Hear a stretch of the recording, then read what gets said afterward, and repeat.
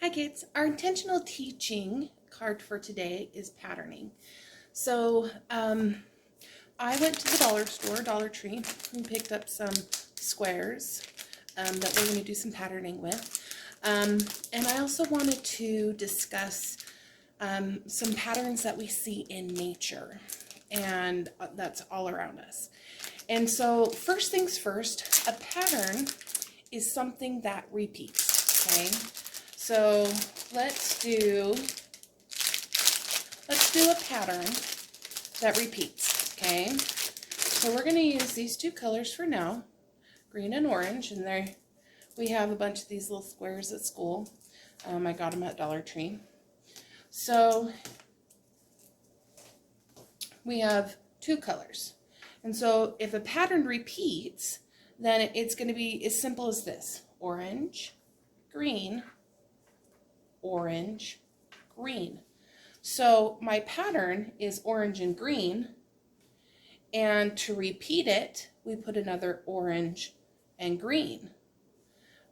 So if you were going to copy the pattern, you would place them in front and copy the pattern like this: orange, green, orange, green.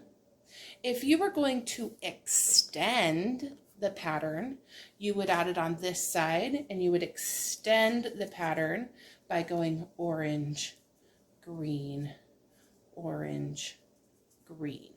Okay? So extending the pattern is when you are given a pattern and you're asked to add onto it what comes next. Okay? When you're asked to copy a pattern, you do exactly what you see. All right, so we did a green and orange pattern. Let's add another color in there. Okay, let's add red. So my pattern is going to be orange, green, and red, just like that. So if we want to extend my pattern, it's something that repeats. We're going to start back at the beginning. So orange, green, red. We start back over because we're going to repeat it. So we're going to go orange. Then the next one would be green. Then the next one would be red. Okay?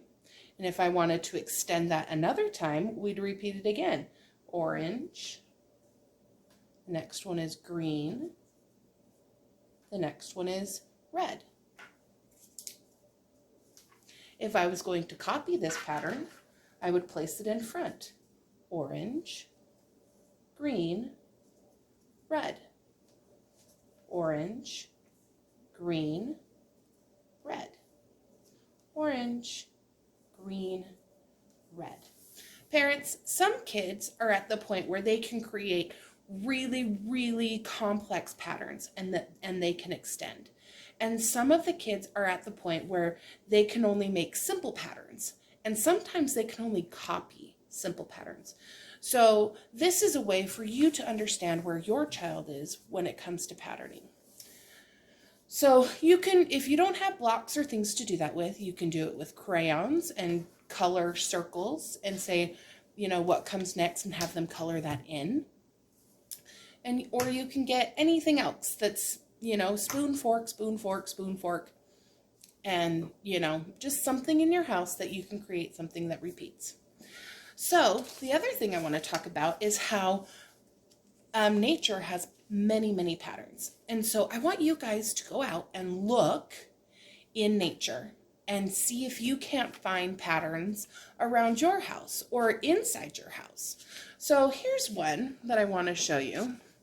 This is a brick pathway, and it is a pattern. If you notice, the brick goes this way, then the brick goes this way, then the brick goes this way, this way, this way, this way, this way, this way. So it repeats. Up, down, up, down, up, down, up, down. Okay? That makes it a pattern. This is a woven basket. This is a pattern. It goes over, under, over, under, over, under. It has these posts right here, and then they take these things that they weave, and they weave it underneath the post, over the post, underneath the post, over the post. So that's a pattern. It's something that repeats. Here's a pattern. Somebody made a pattern out of connecting cubes. And they made a black and white pattern. White, black, white, black, white, black, white, black. But it also is a white and black pattern up. Black, white, black, white, black, white. So the whole section here is a pattern. Interesting. This garden is a pattern.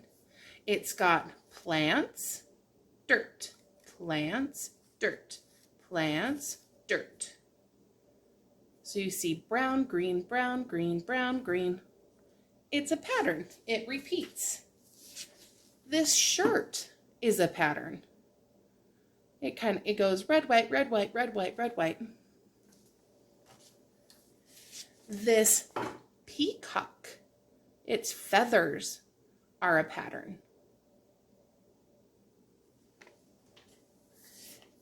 And last but not least, this is a honeycomb.